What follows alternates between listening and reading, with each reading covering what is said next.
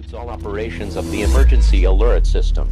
All stations may now resume regular programming.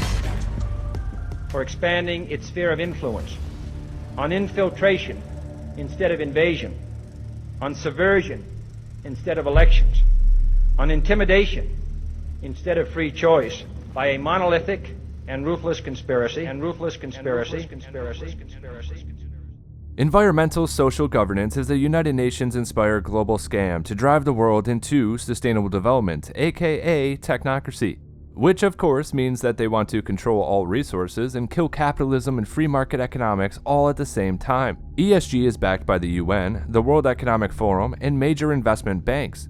ESG, or Environmental, Social, and Governance funds, are supposed to be those focused on companies with strong environmental ethics and responsibility. Now, just keep in mind, I believe the ESG score is essentially trickle-down social engineering. They want to label corporations with the equivalent of a social credit score, and they expect to push the messaging so much that people begin to adopt it. They expect people to review the scores and decide whether or not to shop there based upon their social agenda. It's widespread, too. They are beginning to label foods with carbon labels, hoping to mold behavior via guilt of carbon production.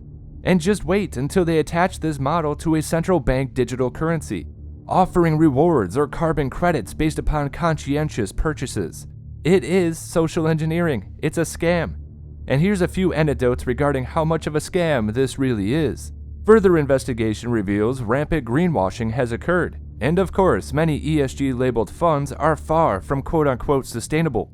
The SEC is investigating Goldman Sachs over its ESG funds, including whether the bank's management of those funds differs from what it has disclosed to its investors. In May 2022, electric vehicle manufacturer Tesla was removed from the S&P 500 ESG index, and this is despite its focus on creating environmentally conscious vehicles. So Elon Musk tweeted in response that ESG is, in fact, a scam, considering ExxonMobil is still listed in the S&P 500 ESG Index Top 10. Well, if that's not an indicator that this is a scam, then I don't know what is. ESG is one tactic being used to push the quote-unquote green agenda forward, while the notion of a pollution-free world is an attractive one, and a notion that literally no one disagrees with.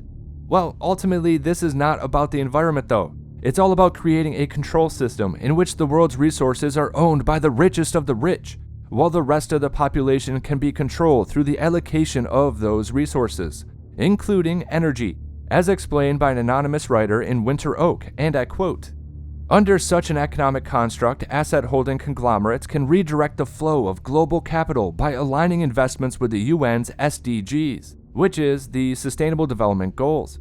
Well, it's through configuring them as environmental, social, and corporate governance models that these new international markets can be built on the disaster and misery of potentially hundreds of millions of people reeling from the global economic collapse. Therefore, the war going on in the East offers a huge impetus for the governments pushing the reset to actively pursue energy independence, shape markets towards green and inclusive growth, and eventually move populations towards a cap-and-trade system, otherwise known as a carbon credit economy. They will centralize power in the hands of stakeholder capitalists under the benevolent guise of reinventing capitalism through fairer and greener means. They do this by using deceptive slogans like Build Back Better, without sacrificing the perpetual growth imperative of capitalism. The World Economic Forum also discusses ESG as part of its quote-unquote sustainable resource-based economic system, and I quote, "Digital finance refers to the integration of big data, artificial intelligence, mobile platforms, blockchain, and the Internet of Things in the provision of financial services. Sustainable finance refers to financial services integrating environmental, social, and governance criteria into their business or investment decisions. When combined, sustainable digital finance can take advantage of emerging technologies to analyze data, power investment decisions, and grow jobs in sectors supporting a transition to a low-carbon economy. But it is important to be aware of the downside of reliance on suspect labels like ESG, which could ultimately tie large parts of the global population, including small farmers, to a new form of data slavery. And I quote, "A global seal of approval based on fake science, fake economics of maximizing profits through extraction will create new data slavery for farmers. Instead of using their own heads and co-creating on the earth, they will be forced to buy big data. Instead of obeying the laws of Mother Earth, they will be forced to obey algorithms created by big tech and big agriculture.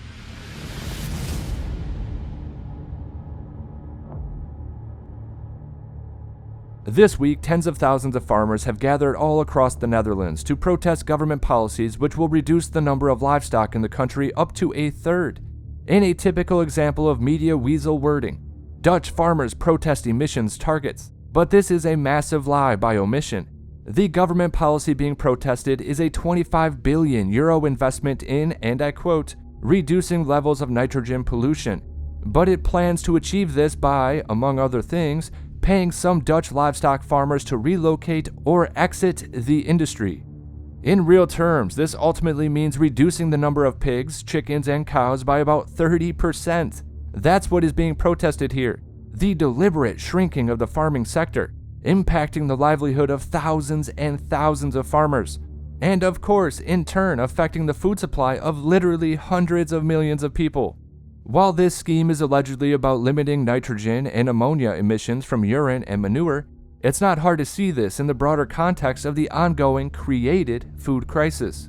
The Netherlands produces a massive food surplus and is one of the largest exporters of meat in the world, and is the largest in Europe. Reducing its output by a third could have huge implications for the global food supply, especially in Western Europe. Perhaps more troubling is how this could act as a precedent. This isn't the first quote-unquote pay farmers not to farm scheme.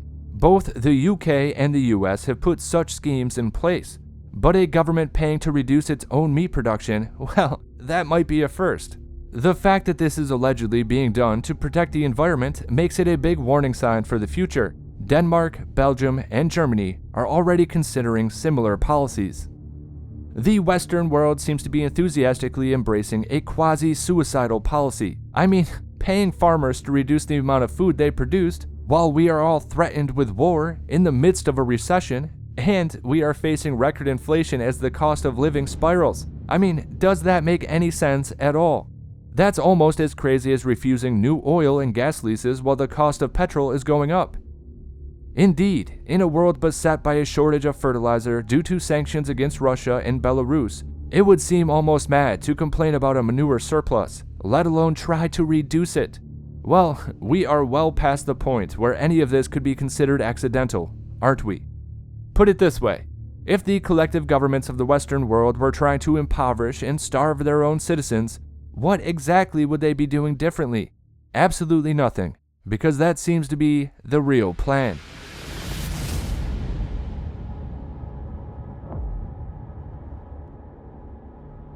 When President Biden said he would use, and I quote, all of government to enforce his suicidal green agenda, no one would have suspected that the Securities and Exchange Commission would get a hook into small farm agriculture, and yet they have.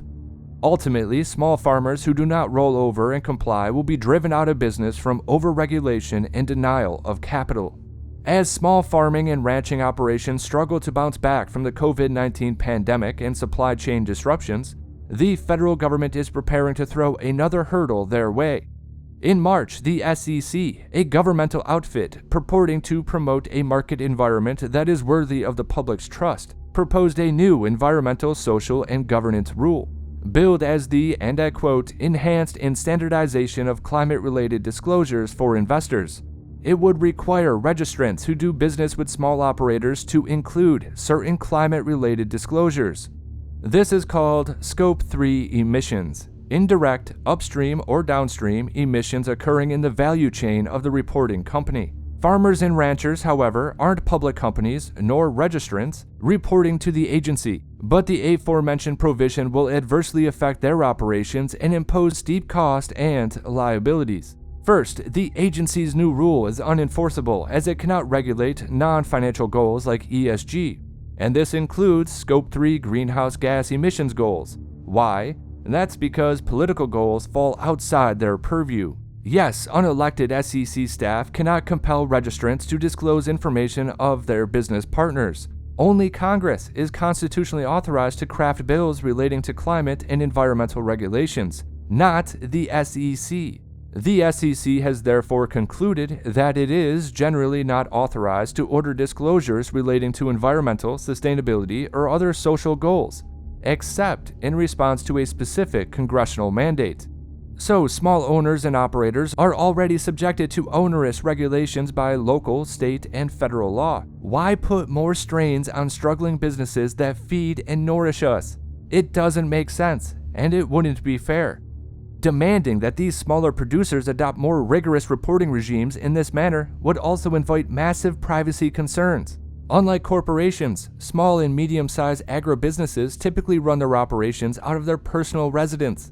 For instance, disclosing data regarding individual operations and day-to-day activities, if made public, could invite threats by agriculture industry opponents and make them the target of radical environmentalists and animal rights activists intent on disrupting and stopping their operations altogether.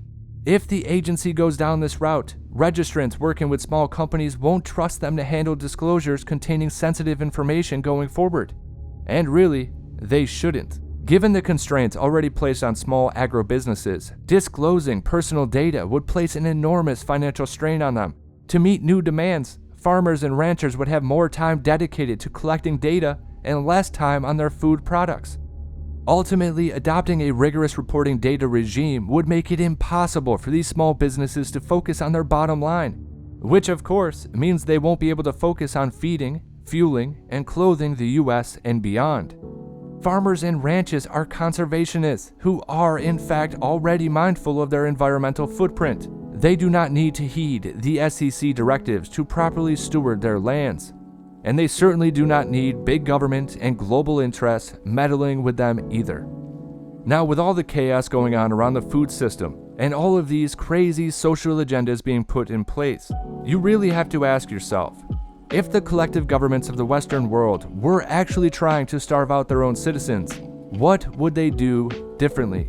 And again, I truly believe they would be doing the same exact thing, because this is a plan, and all of their policies collectively result in a global food shortage.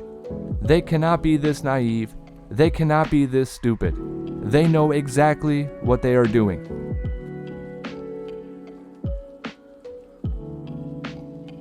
Once again, this is HelioWave. If you like the content, like, comment, and subscribe. Share the video if you want to. If you're in a position to, consider subscribing on Locals or Subscribestar. Make sure you disobey those true fascistas and keep your eyes open because they are coming after our food supply. But of course, until next time, I do hope you have a good night.